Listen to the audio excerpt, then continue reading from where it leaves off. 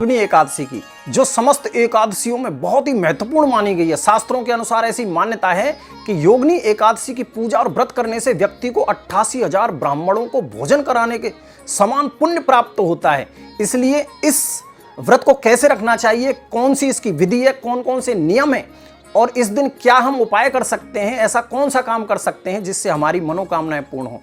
तो आइए पूरा इस वीडियो को देखें, स्किप ना करें और अगर अच्छा लगे तो लाइक और कमेंट अवश्य कर दें, शेयर भी कर सकते हैं। योगिनी एकादशी के व्रत से सभी पाप मिटते हैं।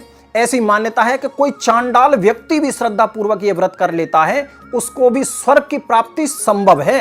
योगिनी एकादशी का ही व्रत ऐसा है जो आपके शरीर के जितने भी चर्म रोग हैं, यानी स्किन प्रॉब्लम्स हैं, भयंकर से भयंकर कुष्ठ रोग हैं, कुछ ही दिनों में समाप्त हो जाते हैं और आपका शरीर सुंदर बन जाता है और व्रत के प्रभाव से स्वर्ग की प्राप्ति होती है। अब आप सोचेंगे कि चर्म रोग और एकादशी के व्रत का क्या मैच है, ऐसा कैसे हो सकता है कि एकादशी के व्रत से हमारे चर्म रोग, स्किन प्रॉब्लम खत्म हो जाएंगी। तो चर्म रोग एकादशी के व्रत से भी मिटते हैं, बिल्कुल मिटते हैं। भगवान कृष्ण स्वयं बता रहे हैं युधिष्ठिर को कि प्राचीन समय में अलकापुरी नगर में कुबेर नाम के राजा थे।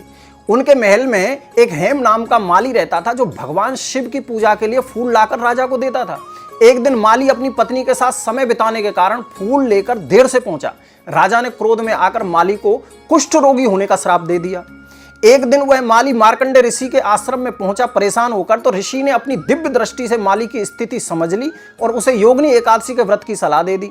योगिनी एकादशी के व्रत के प्रभाव से माली का चर्म रोग पूरी तरह ठीक हो गया, कोढ़ उसका ठीक हो गया और अंत में उसे स्वर्ग की प्राप्ति हुई। इसलिए इस एकादशी का व्रत तो वो तो जरूर ही करें जिनके चर्म रोग है, कुष्ठ रोग है, कोढ़ हो गया है, स्किन प्रॉब्लम कोई भी हो, यानी त्वचा का रोग कैसा भी हो, सबको ये व्रत जरूर करना चाहिए। कुछ ही दिनों में आपका चर्म रोग ठीक हो जाएगा। हिंदू पंचांग के अनुसार आषाढ़ मास के कृष्ण पक्ष की एकादशी तिथि 21 जून को सुबह 7:18 से आरंभ हो रही है, जो 22 जून को सुबह 4:27 तक रहेगी। लेकिन हर बार मैं आपको एक बात बताता हूं कि शास्त्रों में ऐसा लिखा है कि अगर अगले दिन द्वादशी तिथि जल्दी पड़ती है तो फिर व्रत भी उसी दिन उत्तम होता है, शास्त्र कहते हैं। इसलिए इस बार की एकादशी शुरू तो हो रही है 21 को, लेकिन आपको व्रत रखना है 22 जून को। यही आपको श्रेष्ठ फल प्रदान करेगा। व्रत का पारण अगले दिन सूर्योदय के पश्चात ही करें और 7:15 बजे तक कर ही लें। अब इस एकादशी की विधि समझ लीजिए। जिस दिन आप व्रत रखें उस दिन सुबह जल्दी उठ जाएं, अपने स्नान के जल में थोड़ा सा गंगा जल मिलाकर ही स्नान करें, फिर भगवान की विधिवत पूजा करें, भगवान को फूल फल अर्पित करें, श्रद्धा के साथ आरती करें। गुड़ और चने का भोग श्रेष्ठ माना गया है। लिखा है श्रद्धा से पूजन और आरती करने से आपके जीवन में सकारात्मक ऊर्जा का प्रवेश होगा और माता लक्ष्मी जी आपके धन के भंडार को भरी रखेंगी। एकादशी के दिन ये 3 काम जरूर करें। नंबर 1, अगर आपके वैवाहिक जीवन में क्लेश रहता है, पति पत्नी में मनमुटाव रहता है, तो एकादशी के दिन तुलसी मां की पूजा जरूर करें। लक्ष्मी मां और तुलसी जी पर श्रृंगार का पूरा सामान चढ़ाएं। इससे आपके वैवाहिक जीवन में जो क्लेश रहता है, मनमुटाव रहता है, खत्म हो जाएगा।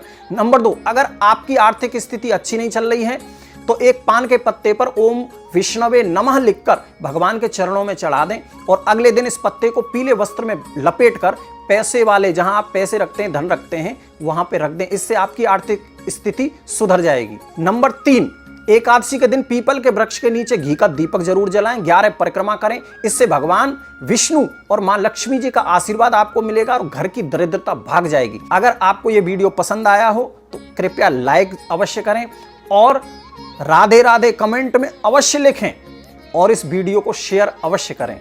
राधे राधे।